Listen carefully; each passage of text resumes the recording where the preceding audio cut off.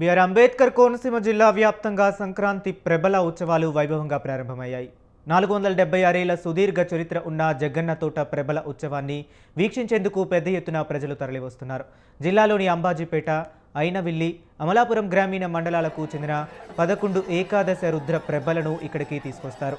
గ్రామాల్లో ముహూర్తం నిర్ణయించి ఊరేగిస్తారు.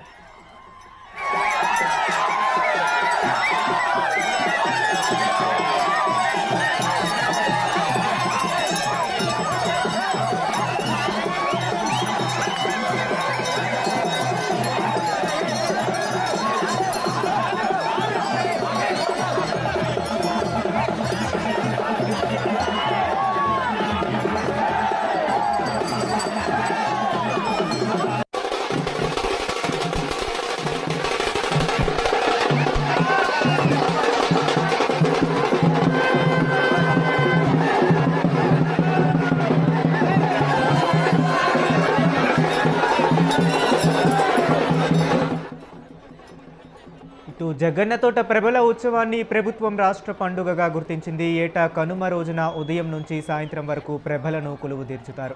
అక్కడ భక్తులు ప్రత్యేక పూజలు చేస్తారు. అనంతరం ఆయా గ్రామాలకు ప్రభలు తరలి వెళ్తాయి. వీటిల్లో టన్నుల కొద్దీ బరువు ఉండే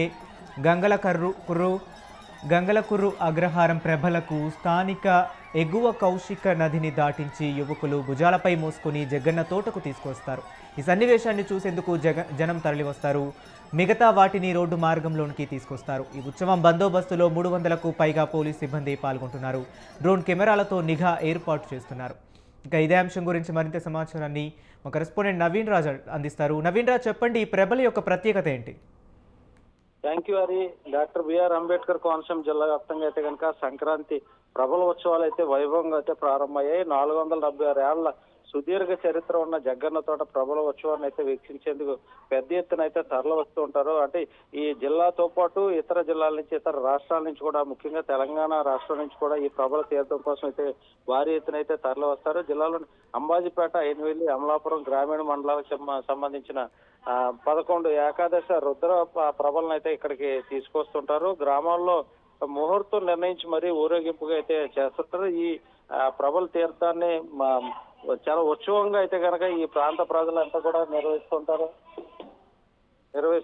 జగ్గన్న తోట ప్రబలోత్సవాన్ని అయితే ప్రభుత్వం రాష్ట్ర పండుగగా అయితే గుర్తించింది. ఏటా కనుమ రోజు ఉదయం నుంచి కూడా సాయంత్రం వరకు ప్రభల్ని కొలువు తీర్చుతూ ఉంటారు. ఇక్కడ భక్తులు అయితే ప్రత్యేక పూజలు చేస్తూ ఉంటారు. ఆయా గ్రామాలకు సంబంధించిన ప్రభలు తరలి వెళ్తూ ఉంటాయి.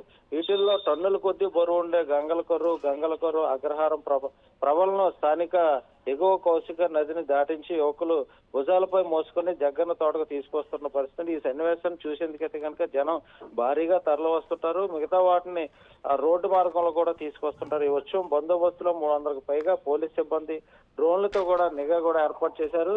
రాష్ట్ర ప్రభుత్వం కూడా దీన్ని ప్రబల ఉత్సవంగా గుర్తించడంతో దీనికైతే ప్రాముఖ్యత లభించింది. రాష్ట్ర వ్యాప్తంగా అటు తెలంగాణ కావచ్చు, ఇటు ఆంధ్రప్రదేశ్ రాష్ట్రాల నుంచి కూడా భారీగా తరలి వస్తున్న పరిస్థితి ఉంది.